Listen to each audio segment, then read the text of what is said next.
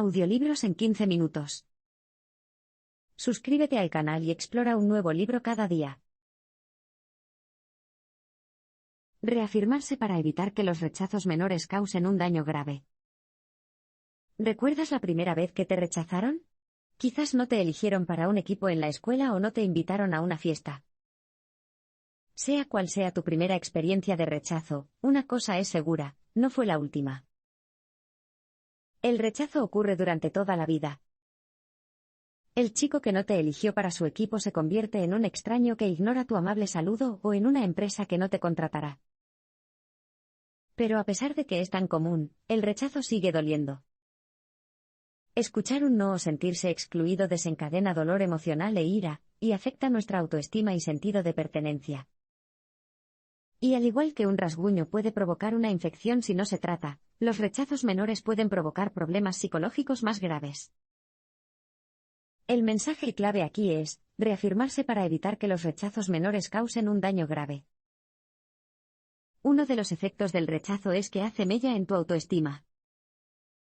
En un intento por entender por qué te rechazaron, es fácil caer en la trampa de la autocrítica, y creer que de alguna manera te falta algo. Para evitarlo, es importante recordar tus propios rasgos positivos y aumentar tu sentido de autoestima. Empieza por lanzar contraargumentos a cualquier pensamiento negativo que surja. Asegúrate de que tu contrapunto no solo sea más amable, sino que también sea relevante para la situación. Así que, en lugar de pensar que arruinaste una entrevista de trabajo, repítete que la empresa solo necesitaba a alguien con una formación muy específica. Una vez que hayas luchado con tus pensamientos negativos, aumenta tu autoestima recordando tus rasgos valiosos. Piensa en 5 rasgos positivos relacionados con el rechazo, por ejemplo, si no consigues el trabajo ideal para el que te entrevistaron, enumera 5 cualidades que te convierten en un gran empleado. Luego, escribe algunos párrafos cortos explicando por qué cada rasgo es importante para ti, el papel que desempeña en tu vida, y por qué es crucial para tu autoimagen. Por último, alivia el dolor del rechazo acercándote a las personas que te rodean. Los seres humanos tienen la necesidad fundamental de sentir que pertenecen, y esta es una de las razones por las que el rechazo puede ser tan difícil. Para restaurar su sentido de pertenencia, pase tiempo con sus seres queridos, esto lo ayudará a sentirse más conectado. Si no es posible estar cerca de amigos y familiares, guardar recordatorios como fotos, mensajes o recuerdos también servirá. La soledad crea un círculo vicioso, pero se puede romper. Hoy en día, las personas están más conectadas que nunca. Gracias a Internet y a varios dispositivos, amigos y desconocidos están a solo unos clics de distancia. Sin embargo, con todas estas formas de conectarse, muchas personas todavía se sienten increíblemente solas. Esto se debe a que la soledad no se debe a la falta de conexiones, sino a la sensación de aislamiento social o emocional. Piensa en alguien con una lista interminable de contactos, pero sin amigos cercanos. Desafortunadamente, los efectos de la soledad en realidad hacen que sea más difícil salir del aislamiento. Cuando las personas se sienten solas durante periodos prolongados, se sienten desesperanzadas y, a menudo, esperan lo peor, por lo que hacen menos intentos de comunicarse con ellos. Y si llegan a formar relaciones, luchan por mantenerlas porque sus habilidades para relacionarse son débiles por falta de práctica. Este es el mensaje clave: la soledad crea un círculo vicioso, pero se puede romper. El primer paso para tratar la soledad es desafiar los sentimientos negativos que fomenta. Puede hacerlo imaginando resultados positivos y dando a las personas el beneficio de la duda.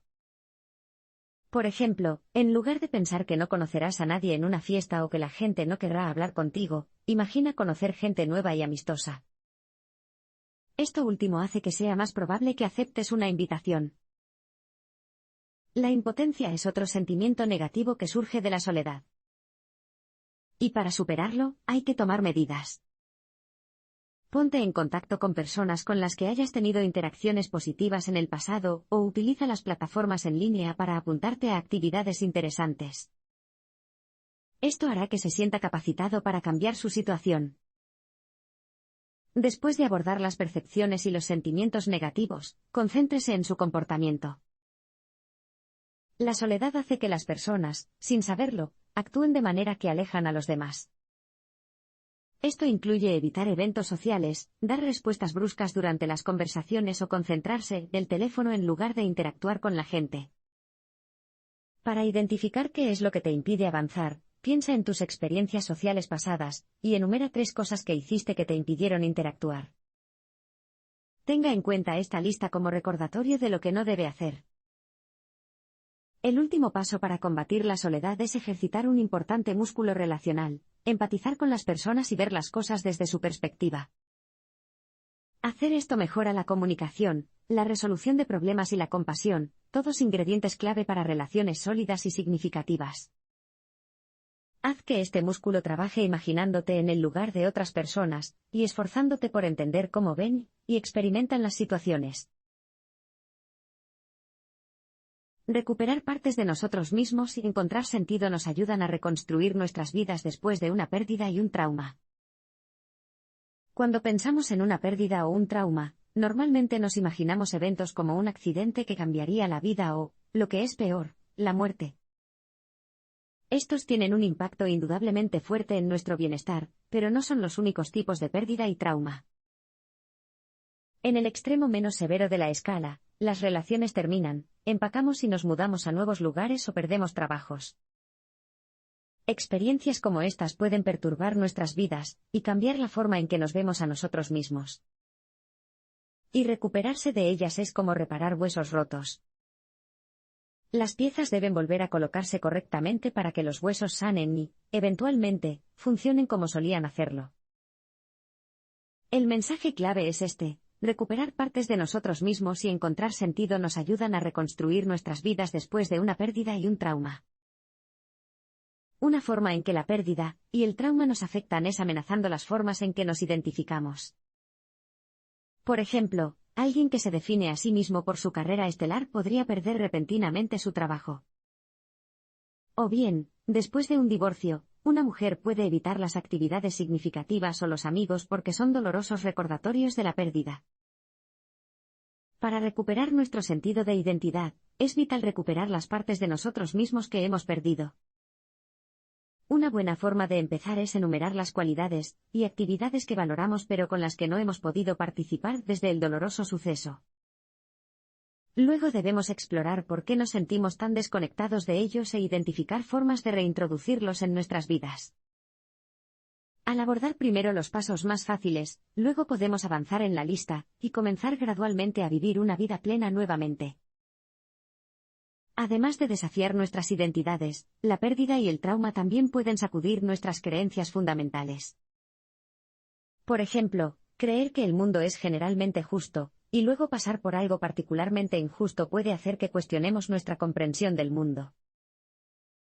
Para soportar esos golpes a nuestras creencias, necesitamos encontrar un significado en la pérdida y el trauma. Este es un proceso de 2 pasos. Primero, debemos encontrarle sentido a las cosas preguntándonos por qué sucedió algo en lugar de cómo. Esto nos anima a explorar respuestas existenciales, espirituales o filosóficas que puedan ayudarnos a hacer las paces con los acontecimientos. La segunda parte de la búsqueda de significado consiste en identificar algo positivo en la experiencia. Piensa en las personas que aprecian más a sus familias después de una tragedia o crean arte para procesar sus sentimientos. Los aspectos positivos como estos pueden ser reconfortantes después de una pérdida o un trauma. El remedio para la culpa es reparar nuestras relaciones con los demás y con nosotros mismos. En algún momento de la vida, todos hemos estado agobiados por una conciencia culpable. Quizás esto haya ocurrido después de decepcionar a un amigo o de herir a un ser querido. Por muy horrible que nos haga sentir, la culpa tiene un propósito.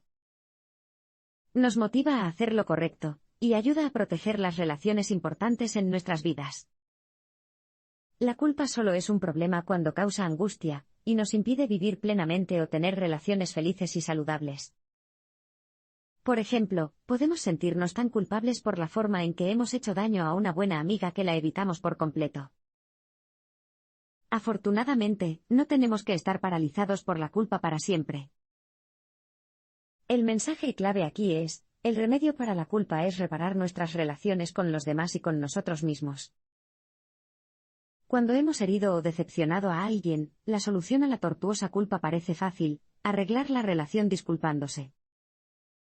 Pero, en realidad, no es tan sencillo. Esto se debe a que las buenas disculpas van más allá de pedir perdón. Una disculpa eficaz requiere 3 cosas adicionales. Tenemos que validar los sentimientos de la otra persona. Esto significa escuchar a la parte agraviada, y transmitir que entendemos sus sentimientos y que estamos arrepentidos. A continuación, tenemos que arreglar las cosas ofreciendo algún tipo de compensación. Y, por último, debemos expresar que nuestras acciones fueron inaceptables y prometer no repetirlas. A través de una buena disculpa, podemos obtener el perdón y liberar los sentimientos de culpa. Pero, ¿qué pasa si la otra persona rechaza nuestra disculpa, o ni siquiera podemos ofrecérsela porque no está cerca? En estos escenarios, el perdón aún es posible. La única diferencia es que nosotros tenemos que perdonar. El perdón propio alivia la culpa, y ayuda a las personas a disfrutar de la vida sin evitar a las personas a las que han hecho daño. Entonces, ¿cómo nos perdonamos a nosotros mismos? Bueno, tenemos que asumir la responsabilidad de nuestras acciones, y reconocer cómo hemos afectado a los demás. Luego debemos asegurarnos de no repetir las acciones ofensivas. Una vez que tengamos un plan, debemos encontrar la manera de expiarlo. La autora comparte ejemplos de una niña que devuelve dinero a escondidas a la cartera de su madre después de meses de robar, o de personas que se ofrecen como voluntarias para una causa. Ofrecer tales reparaciones completa el proceso de autoperdón. Cambiar las perspectivas y reformular los eventos puede ayudarlo a salir de la rutina de reflexión. ¿Alguna vez un amigo ha tenido una ruptura, y luego no ha hablado de nada más durante meses? Lo más probable es que al principio fueras comprensivo, pero te impacientaste después de enterarte de ello por enésima vez. Esta repetición de eventos dolorosos se denomina reflexión, y no está reservada para los que tienen el corazón roto. Muchas personas reflexionan continuamente sobre experiencias perturbadoras. Y cada vez que lo hacen, se sienten peor. Es como hurgarse una costra, solo retrasa la curación. Además de prolongar el proceso de curación, rumiar también provoca ira, agota la energía mental y es agotador para los amigos y familiares que tienen que escucharlo. Este es el mensaje clave: cambiar las perspectivas y reformular los eventos puede ayudarlo a salir de la rutina de reflexión. Poner fin a la reflexión puede ser difícil, pero es posible. Y empieza por cambiar la forma en que ves la experiencia. Por lo general, las personas miran hacia atrás y ven los acontecimientos dolorosos desde su propio punto de vista, una perspectiva inmersa en sí mismas. El problema es que esto no mejora tu comprensión, simplemente te obliga a revivir las emociones negativas. Un mejor enfoque es distanciarse de los eventos, y mirarlos desde una perspectiva en tercera persona. Un estudio de 2010 publicado en el Journal of Personality and Social Psychology descubrió que esto puede conducir a nuevas ideas y a cerrar. Para adoptar una perspectiva en tercera persona, imagine que es un extraño que observa los eventos en cuestión desde la distancia. Haz esto cada vez que empieces a rumiar. Ahora, ¿qué haces con la ira y el tormento causados por la reflexión? La respuesta es reformular el evento de una manera menos perturbadora. Busque cualquier intención positiva, oportunidad o lección escondida en la experiencia. Por ejemplo, el nadador Michael Phelps ve las burlas de sus competidores como una motivación para entrenar y concentrarse más. Tiene 28 medallas olímpicas, así que debe funcionar. Mirar las cosas de otra manera puede aliviar el dolor de la reflexión, pero detenerla por completo requiere otra táctica: la distracción. Puedes alejar tu mente de los pensamientos rumiativos concentrándote en actividades moderadas o intensas, como una conversación o un juego. Piensa en dónde meditas a menudo, y haz una lista de las distracciones apropiadas. Por ejemplo, salir a correr es una gran distracción cuando estás en casa, mientras que un juego rápido en el teléfono es más adecuado en el metro. Al usar estas tácticas con regularidad, puedes hacer que la reflexión sea cosa del pasado. Responder al fracaso de forma inmediata y correcta lo convierte en una oportunidad de crecimiento. ¿Qué opinas de la palabra F? La palabra F, fracaso, es algo que todos experimentan. Cuando somos niños, a menudo fallamos cuando intentamos entender el mundo que nos rodea. Como adultos, a menudo fallamos cuando buscamos oportunidades o salimos de nuestra zona de confort. A veces incluso fallamos en cosas que hemos hecho muchas veces antes. Pero al igual que el rechazo, el fracaso no es inofensivo solo porque sea común. Puede dar un golpe a tu confianza y evitar que vuelvas a intentarlo en el futuro. Y si lo intentas de nuevo, los fracasos del pasado a menudo pueden provocar un miedo y una ansiedad saboteadores. Prevenir estos efectos negativos depende de lo que se haga después de un fracaso. Este es el mensaje clave: responder al fracaso de forma inmediata y correcta lo convierte en una oportunidad de crecimiento. Después de un fracaso decepcionante, un hombro sobre el que llorar es justo lo que necesitas, ¿verdad? Bueno, no del todo. El apoyo definitivamente amortigua el golpe del fracaso, pero por sí solo no ayuda a recuperarte. Esto se debe a que escuchar palabras de simpatía en realidad puede reforzar los sentimientos de inadecuación. El apoyo emocional solo es útil si va acompañado de consejos prácticos sobre lo que puedes aprender de la experiencia. Así que, si bien está perfectamente bien apoyarse en un amigo después de un fracaso, también debes buscar lecciones que puedas usar en el futuro. Además de hacerte sentir desilusionado, el fracaso también puede hacer que te sientas desmotivado y sin esperanza. Después de todo, hiciste lo que pudiste y las cosas aún no funcionaron. Para tener una perspectiva más esperanzadora, es importante tomar el control de la situación. Para ello, reflexione sobre su preparación y desempeño, e identifique las cosas que puede hacer de manera diferente la próxima vez. Divídelos en objetivos viables y crea un cronograma para alcanzarlos. Ahora, incluso con un plan de acción, la idea de volver a intentar cualquier cosa después de un fracaso puede generar ansiedad, miedo y presión para rendir. Si no se abordan, estos sentimientos pueden sabotear futuros intentos y crear un ciclo de fracasos.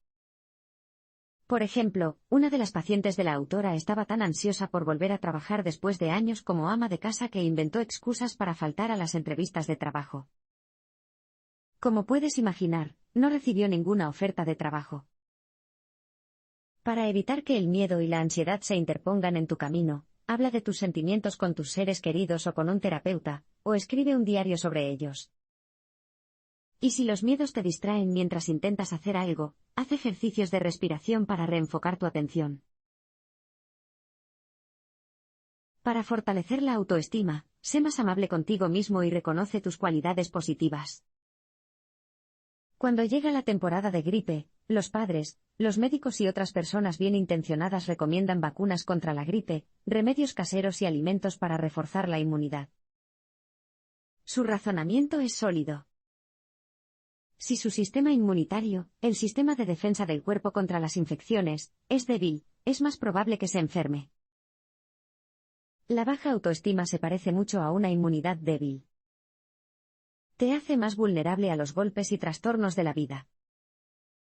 Afortunadamente, la autoestima también se puede mejorar, dejando la mente y las emociones mejor protegidas. La pregunta es, ¿cómo, exactamente, se hace esto? El mensaje clave aquí es, para fortalecer la autoestima, sé más amable contigo mismo y reconoce tus cualidades positivas. ¿Conoces esa voz en tu cabeza que constantemente señala tus defectos y errores? Ese es tu crítico interior y, no hace falta decir que no ayuda a la autoestima. Deshacerse de esa voz negativa es esencial para desarrollar la autoestima. Silencia al crítico interior con autocompasión. Esto significa ser amable contigo mismo en lugar de centrarte en los errores o defectos percibidos. Pruebe el siguiente ejercicio de autocompasión. Escribe sobre una situación que te haya hecho sentir mal contigo mismo. Luego, imagina a un buen amigo pasando por la misma situación y castigándose a sí mismo por ello. Escribe una carta para consolar a tu amigo, asegurándote de expresarle tu cariño y comprensión. Ahora escribe tu propia experiencia de la situación, pero con la misma compasión que le ofreciste a tu amigo. Mientras seas amable contigo mismo, adquiere el hábito de afirmar tus cualidades positivas. Esto mejora inmediatamente la autoestima y le ayuda a lidiar con los casos de fracaso o rechazo. Una buena manera de afirmar tus puntos fuertes es enumerar tus atributos positivos y escribir ensayos cortos que destaquen la importancia de cada uno. Hágalo con la mayor frecuencia posible, y especialmente antes de eventos importantes como citas o entrevistas. La última herramienta que necesitas en tu kit de autoestima es el autoempoderamiento. Sentir que tienes influencia en tu vida es un gran impulso para la autoestima. Y, afortunadamente, mejorar tu sentido de empoderamiento en un área te impulsa a tomar medidas en otras. Para empezar, haz una lista de todas las cosas que te gustaría cambiar, como tu vida social o la participación de tu pareja en las tareas del hogar. Clasifíquelos del más fácil al más difícil, y cree una estrategia para lograr cada uno de ellos. Luego, repasa la lista. Con cada éxito, te sentirás más capacitado para abordar el siguiente tema y tu autoestima se disparará.